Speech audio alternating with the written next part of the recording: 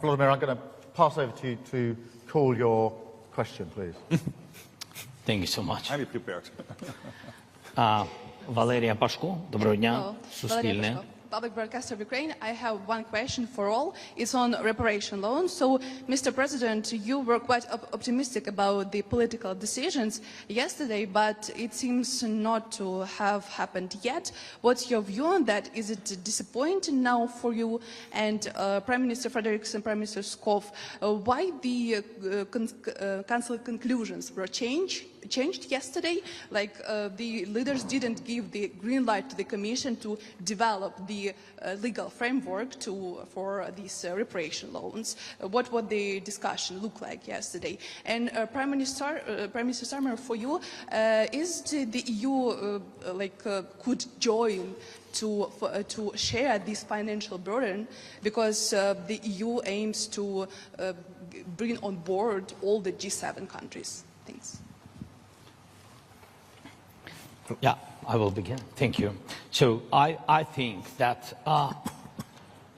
the decision with Russian frozen assets is crucial for us, and but I think that there are three steps in this question with frozen assets.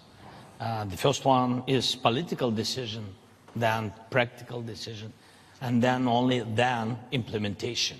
And I think that yesterday we've got political decision. That's why I think this is positive signal. Then practical decision.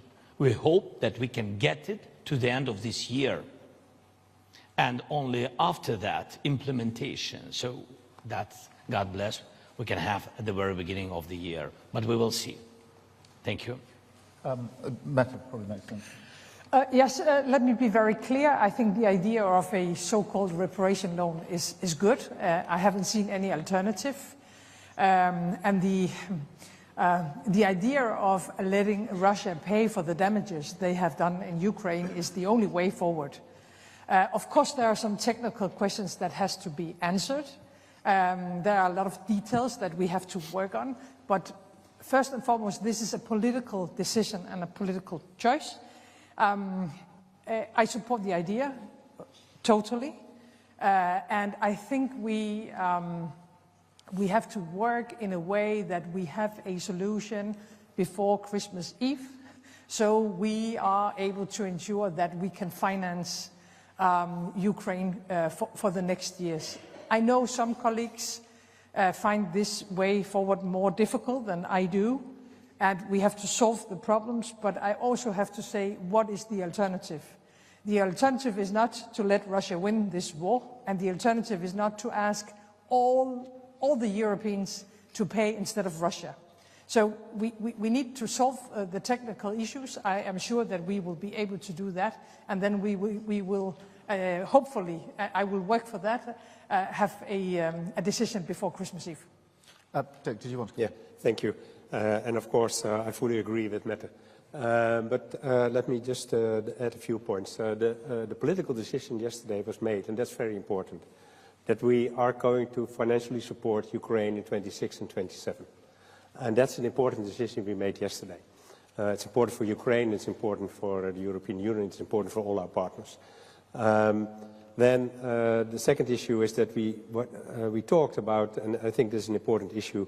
Of course, you can say it's technical or financial, but there are risks, and we talk about mutualization of risks. And I heard a lot of countries and leaders yesterday say that they want a guarantee. And that's important, because we have to share the risk, and it cannot be put only on Belgium.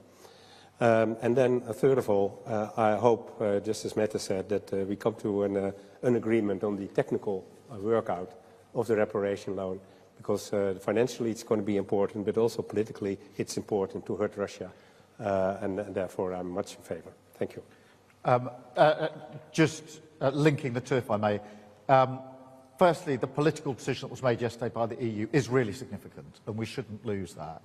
The question of the Russian assets has always been complicated and difficult, and there's no pretending otherwise, and it is really important that the detail is worked through. I think Mette is right to say putting a timetable around that makes complete sense, but I wouldn't underestimate the significance of the move that was made yesterday, and a very high level of agreement today that we need to make progress on that. In relation to your broader point about the UK and the EU in particular, yes, we are coordinating a lot of what we do, and that is a very good thing. It's a very good thing in the field of Ukraine. We are doing it much more broadly on defence and security and trade and the economy, actually. That reflects a number of things. Firstly, our shared and long-held belief that we are most effective in our support for Ukraine when we act as a group of countries, whether that's the EU and the UK working together, as we have done on most of the sanction packages. It's no accident that we act at the same time, or the wider group of the coalition of the willing. And just to emphasise something that Volodymyr said, it was welcome to have the new Prime Minister of Japan on the call today. I think it was her first international engagement, and she made a statement of principle about where she stands, and it was a very strong statement to the coalition of the willing. The fact that she chose this forum as her first international contribution and was so clear and powerful in her words, I think emphasises that that coalition and the ability to bring together so many countries here is really important. So the first reason the UK and the EU are working well together is because of that most effective rule.